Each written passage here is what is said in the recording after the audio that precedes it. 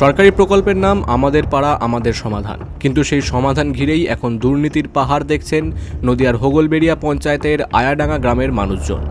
ভারত বাংলাদেশ সীমান্ত লাগোয়া এই জনপদে একটি টিনের শেড নির্মাণকে কেন্দ্র করে অর্থ আত্মসাতের গুরুতর অভিযোগ উঠেছে। গ্রামবাসীদের অভিযোগ, গ্রামের একটি জায়গায় বসার জন্য টিনের চাল তৈরি করা হয়েছে, যার সরকারি বরাদ্দ ধরা হয়েছে ৯৯,০০০ টাকা। অথচ বাস্তবে দেখা যাচ্ছে বসার সিমেন্টের বেদিটি অনেক আগে থেকেই তৈরি ছিল, নতুন করে শুধুমাত্র উপরের একটি সাধারণ টিনের ছাউনি দেওয়া হয়েছে। গ্রামবাসীদের দাবি, এই কাজের মান অনুযায়ী বড়জোর খরচ হতে পারে ১০ থেকে ২০,০০০ টাকা। আমাদের মেন সমস্যা হচ্ছে এই যে শেডটা, ক্যামেরা যেটা দেখতে পাচ্ছেন, এই শেডটা পূর্বের নির্মিত, গ্রামের জন চাঁদা তুলে শেডটা নির্মিত করেছে। উপরে টিন দেওয়া ছিল।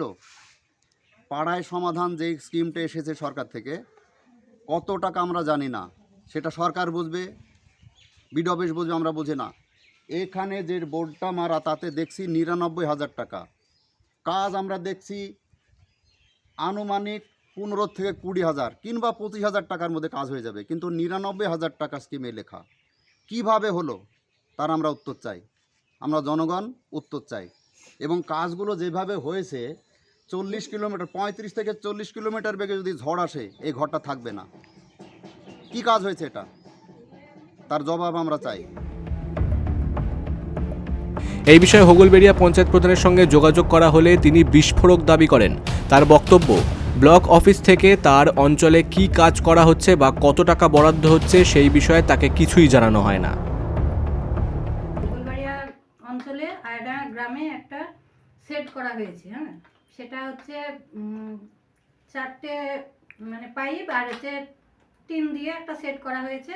তো যেদিন সেট করা হয়েছে তার পরের দিন আমাকে ফোন করে ওখানকার মানুষজন। তো ওখান থেকে ফোন আসার পরে আমি গিয়ে দেখি যে ওখানে ৯৯,০০০ টাকার একটা বোর্ড লাগানো হয়েছে, কিন্তু ওখানে খুব জোর ১৫ থেকে ২০,০০০ টাকা খরচ হবে হয়তো।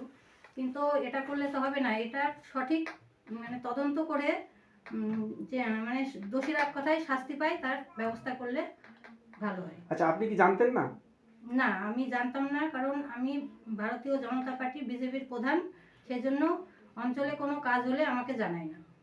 আচ্ছা, কে জানায় না? বিডিও অফিস থেকে? বিডিও অফিস থেকে আমাদের জানায় না। উন্নয়ন থেকে বঞ্চিত সীমান্ত ঘেঁষা এই গ্রামের মানুষ এখন সংবাদ মাধ্যমের দ্বারস্থ হয়েছেন। তাদের সাফ কথা, সাধারণের টাকা এইভাবে লুট করা চলবে না। এখন দেখার জেলা প্রশাসন এই প্রকল্পে দুর্নীতির অভিযোগ খতিয়ে দেখে দোষীদের বিরুদ্ধে কী ব্যবস্থা নেন। নদিয়ার হোগলবেড়িয়া থেকে অর্ধেন্দু মালাকারের রিপোর্ট, বিগ নিউজ বাংলা।